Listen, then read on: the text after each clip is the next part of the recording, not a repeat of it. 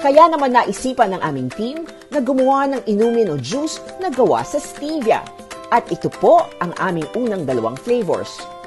Una ay ang guyabano. Sa pag-aaral ay mayaman sa vitamin C, fiber, calcium, phosphorus at potassium. Ito rin ay may mataas na flavonoid content at ang flavonoids ay mga phytochemicals na nakilala na pumipigil sa pagdami ng mga virus, carcinogens at allergens.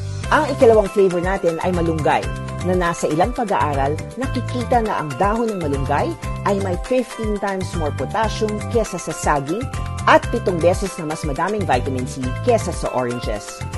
Ang aming malunggay flavored drink ay may halong kalamansi. Ito ay mayaman sa vitamin C na isang antioxidant at mahalagang nutrient sa pagpuksa sa mga virus at pag-repair ng tissues sa ating katawan. Ako po'y natutuwang ibahagi sa inyo ang mga inumin ito na aking iniinom din. Abangan po ninyo ang iba pang flavors na darating pa. At para sa iba pang healthy drink tips, follow my Facebook and Instagram page at Doc Luisa at DOKLUISA. Pinapaalala ko po sa inyo na mahalaga na pinipili natin ang ating mga inumin sa pamamagitan ng pagsuri sa nutritional contents nito sa likod at maging mulat tayo sa mga maaring epekto nito sa ating katawan. Ito po si Dr. Luisa, nagpapaalala sa inyong lahat, drink healthy.